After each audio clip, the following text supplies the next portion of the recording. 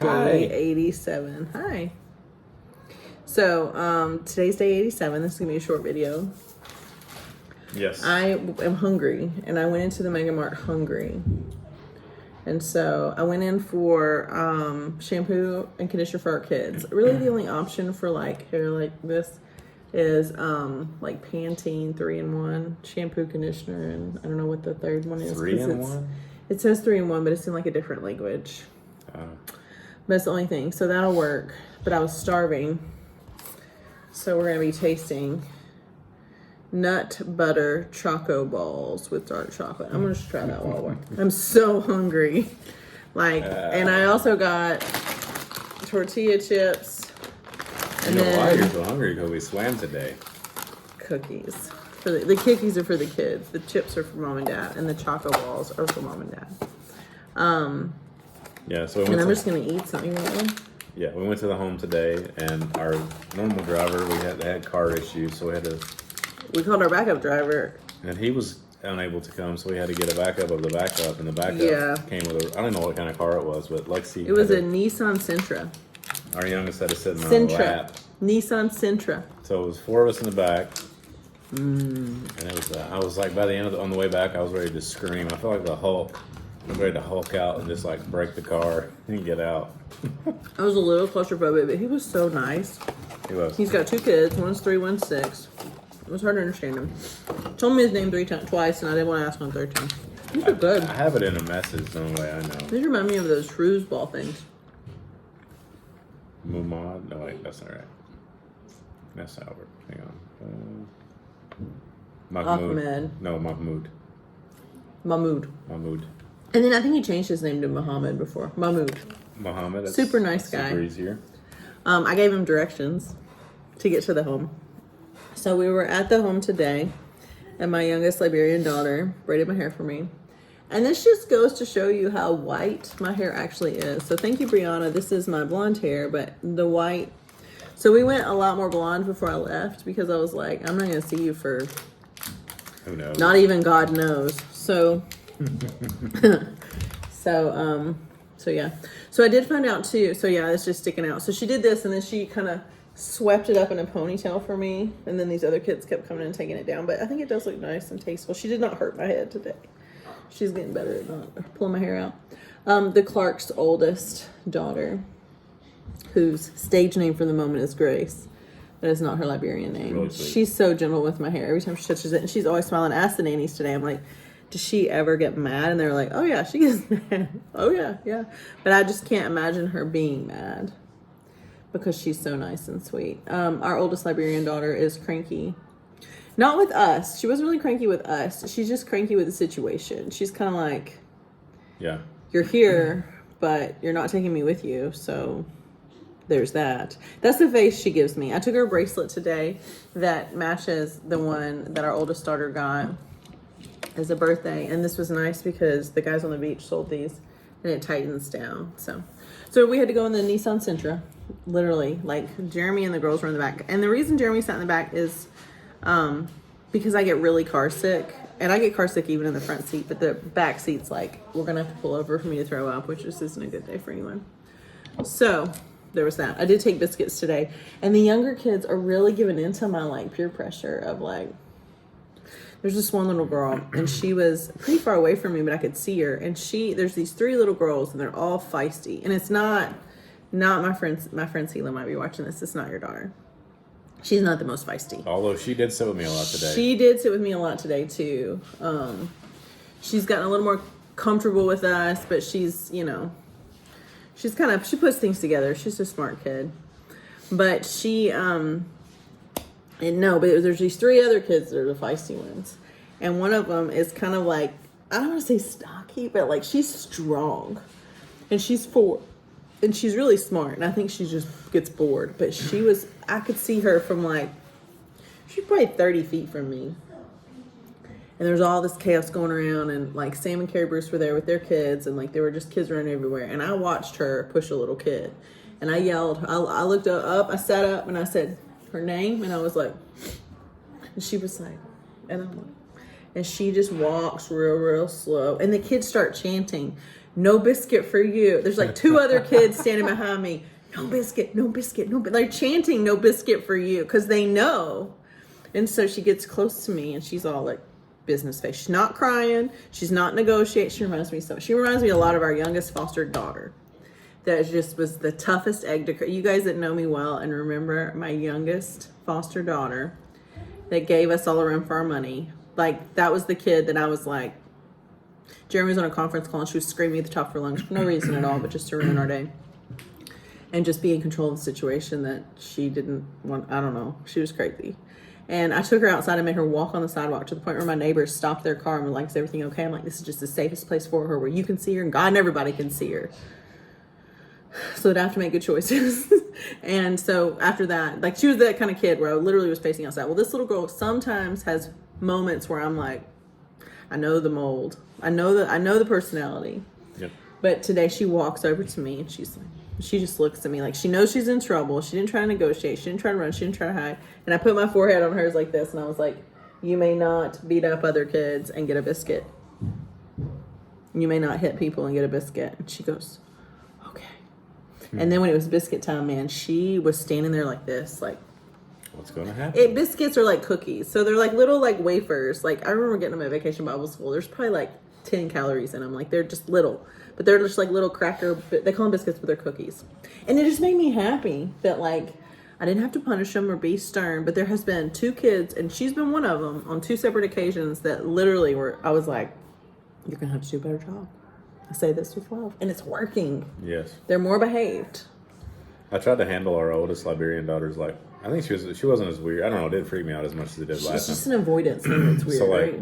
I kind of just, like, talked to her, like, I know you're frustrated, and I'm frustrated, too. So we talked about, like, Easter. Like, do you know what's with Easter? And she did. We talked about Jesus and his resurrection and everything. She was like, she got it. And She asked for children's Bible the first week we got here. So then we talked about, like, we're going to the home Friday to paint the wall, work on that. And she was like, I asked her if she's going to help me paint. So we're going to be here early because they don't have school the rest of the week.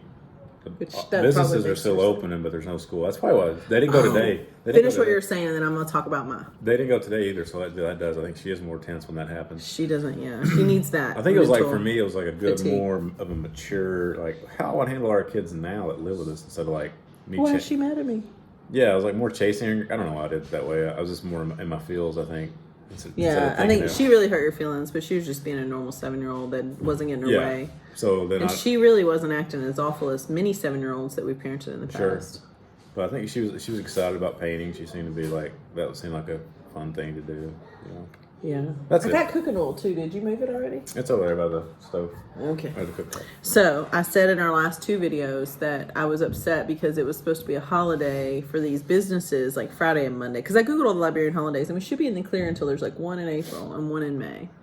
But like I was just really frustrated. In the month of March they had like 3 like bank holidays where nobody works. And I said in our last video, I'm like, Jesus rose and he worked on Monday and Tuesday and Wednesday and Thursday hard. And he was making all these appearances for 40 days after he was crucified. And like, I can understand the pause on Friday, the pause on Saturday, the pause on Sunday. But again, but then I found out they have to work on Monday.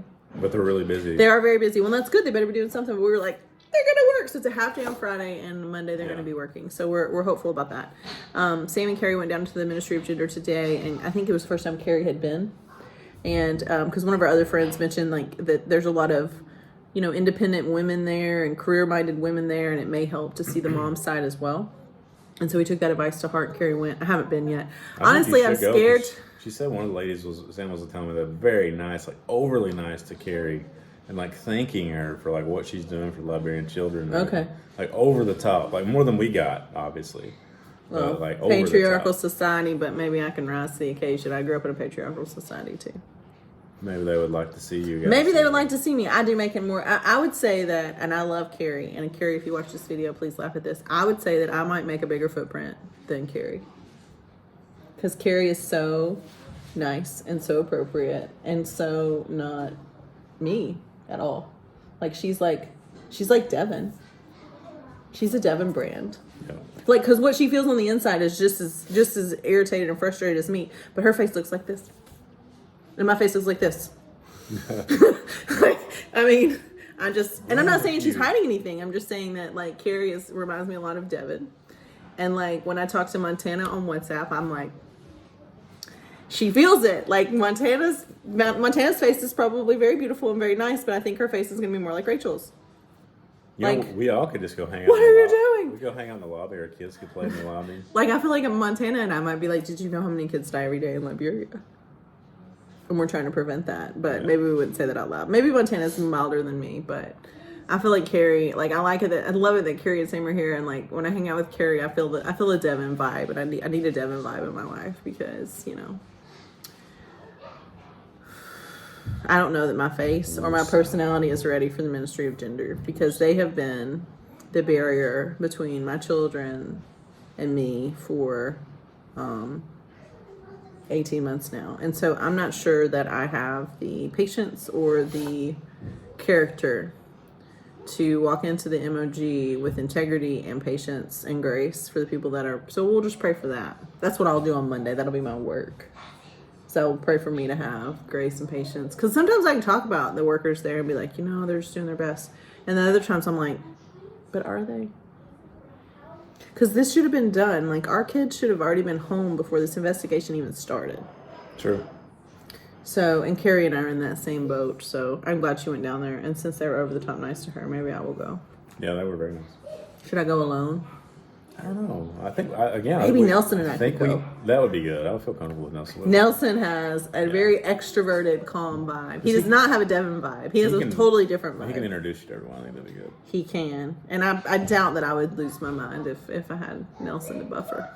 I could just imagine you like grabbing the case files and be like, no. Now, Celia Godfrey, if she gets on a plane in the next little bit, whew, Celia and I may not go to the emoji without Lynn Nelson holding our hands and being like, girls, you're going to be okay. It's going to be fine. Peace. Because I feel like Celia and I would just feed off each other's frustration because there comes a time for patience and grace, and there also comes a time to just do what's right. And my fuse on that, how long can we not do what's right? And Rachel knows. How long can you obviously in front of me not do what's right? And I know. Like, how long can that go on without me looking at you being like, it's just like that little kid that was about to start pushing. She was about to start brawling, and I could see her. She was a little further away from me on like a porch. So there was a door involved. And you know how kids are with doors. We lose fingers. And it's like, I just looked at her and said her name and pointed and said, come here. I can see it. I can see it unfolding. Like, don't cost yourself a biscuit. You want the cookies. You want that moment of reward. And I want you to have it. But do what you're supposed to do. Do not push the kids that are smaller than you just because you're bored. That's right. Do not sit at your desk and tell me that you're working as hard as you can when I, in fact, know for sure that when the power goes out, you put your head down on your desk. Because let me just tell you, when the power goes out at my job, we don't put our head down on our desk. Nope. Because people die if we do that. People die anyway. But we're certainly not going to let more die. Are you looking for the Bible first? There was one I was going to... I was listening to it today. I was like, am I that fired up that we're going to have to read good. Scripture? No, it was a sermon on the Sometimes I read... about, I'm going to confess. Blessed are... Something about justice, and I was listening to it today. And Blessed are the peacemakers, pure in heart. I thought there was one that said something about justice, part of it. You can probably Google justice. Maybe it'll pop up. Oh, well, maybe that's hard. Did I bring my phone in? I don't know. I hope so. Like I did. I did. You mean you left it in Muhammad's car? Muhammad. Muhammad's car? Muhammad would bring it to me. He's a good man. He'd still be sitting in the parking lot. I can tell he's a good man. Yes.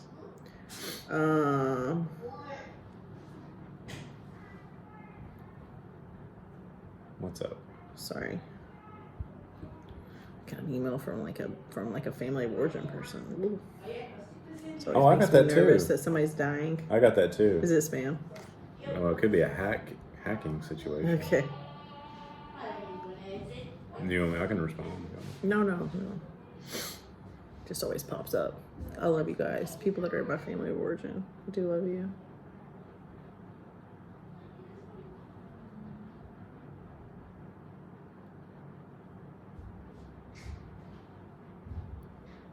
Could be the version I was looking at though. It's in Matthew. Hate evil and love what is good. Turn your courts into the true halls of justice. Perhaps even yet the Lord God of heaven's armies will have mercy on the remnant of his people. That may not be the pressure you're looking for. True courts of justice, I don't think, are the courts here, but I mean, I know that we should honor those courts, but it's hard. It's just hard for me to stand by and be nice. I want to be nice.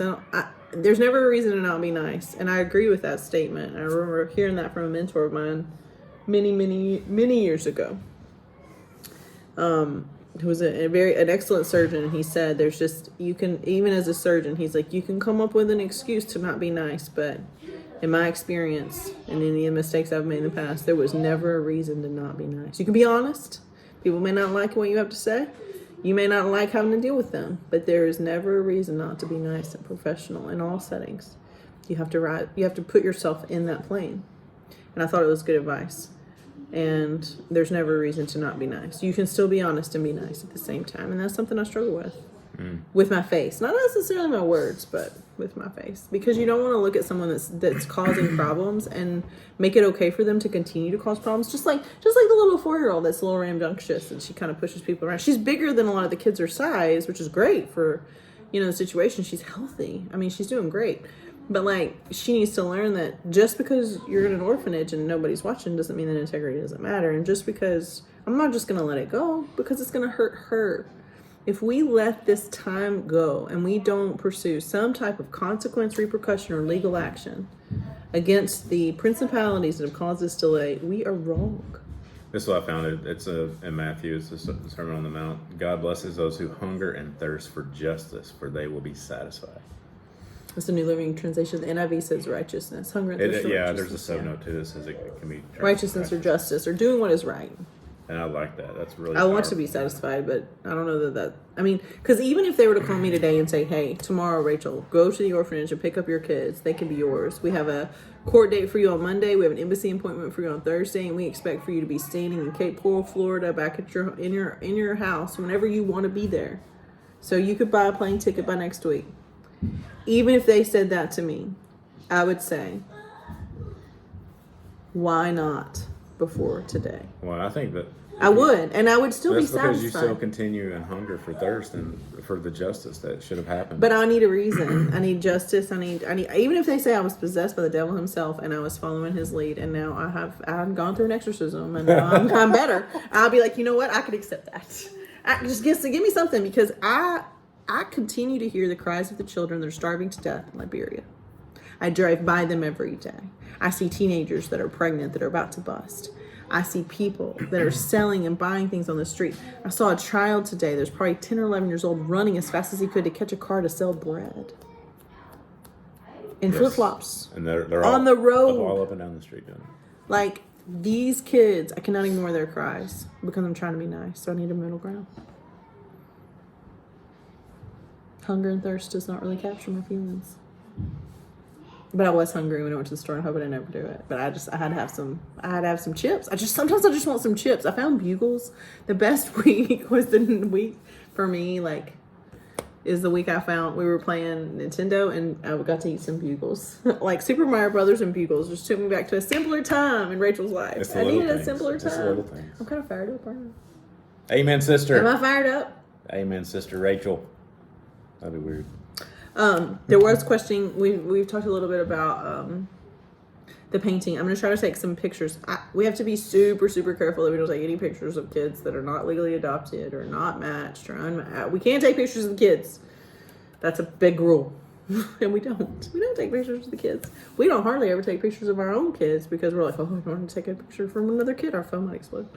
Because that's the law and that's what we want to follow. So Big we don't do Brother's that. watching. But there's a couple kids we have legal permission to take pictures of. But my God, it's so hard because there's always more kids. Yeah, I think today. I can have one kid all by themselves almost, and nobody else cares what we're doing. In the moment I pull my phone out, it's like I've turned on the bug light, and they're like, "Let me see your phone." It's awful. Yes. It drives me nuts. I wasn't in the mood for the swarm today. No, you handle the swarm well. Swarm of kids. But we're gonna do stages of paint, and so guys can understand the magnitude of the project we're about to undertake. This isn't just cosmetic at all, although it will help. But it is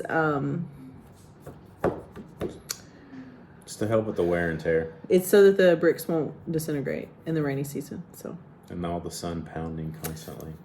get excited because in April we're going to build a Facebook group for Noonday Trunk Show just for the Liberian orphanage, just to benefit that. I'm going to build a group. I'm going to make a link. We're going to do that in April, the whole month of April. Hopefully, maybe by that time I'll be coming home. I'm going to do 10-minute videos 10 days in a row. You guys can shop for Mother's Day. You can shop for graduation. You can shop for wedding season, birthdays, whatever you got going on. Father's Day.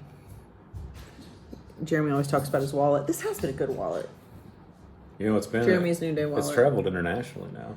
Yes. And that leather bag that I always have. I've been wearing this all week just in honor of the death of Jesus and the resurrection there. Just trying to remind myself that that's where my heart is. And because we believe the gospel, we believe in the gospel, and we believe in which God rescuing us. That is the reason that we adopt these children, and we choose the life that we choose, because God chose us. And so that's the example we want to follow, and that's the life we want to live. That's the choice that we made, and ultimately that's why we're in Liberia. Ultimately that's why we're gonna parent 5 kids at a time. Because one day our Liberian kids will get in the car with us, and we won't have to wave at them as we say goodbye, and that would be a great day. And hopefully, as they grow and learn about life in the world and how much God loves them, hopefully, as they do that, they will see the model of the gospel in their life and in their adoption. And we would ask that you pray for our adoption. And pray for these kids, because it is like pray for these kids, pray for the waiting families, the unmatched families. I feel like if I were unmatched right now, I would be more miserable than I am matched. I don't know. Definitely was more miserable. I definitely was more miserable when I was in the U.S. and matched than I am here. Yeah, I think that's hard. But those unmatched families, I just want you to know, like, I remember what it was like before, when we had no kids at all and we were waiting for a birth mother to choose us, and no kids and no prospects, and 4 years of marriage and no babies, even though we had tried for 4 years to have lots of babies. And I remember that feeling of just rejection and frustration and just not knowing what to do with my time, almost like it was difficult. I did get an extra dog during that time. I talked Jeremy into an extra dog. It ended up being the best dog we've ever owned, and we miss him. But like, I feel where you guys are, and those of you that some of you guys have even bought stuff for our Noonday stuff for our adoption, and you've given money and you've given extra resources to help the kids that you don't know if they're going to be your kids or not. And I just want to speak directly to the unmatched families that are watching this, and your family and extended family. Don't give up. This is going to be okay. But I can empathize with your misery. It's not the same misery that we went through, obviously, and everyone has their own experience and their own journey. But gosh, some of those kids that walk up to me, and I see them all. I talk to them all because I give out the biscuits. I get to see them all before they leave. Make sure I make contact with all of them. But the prayers that I pray for your kids are just, they're not unheard. And each one of them that crosses my path, and I have no idea who their parents are going to be, I try to pause a little bit longer with them. I try to hug them a little bit more.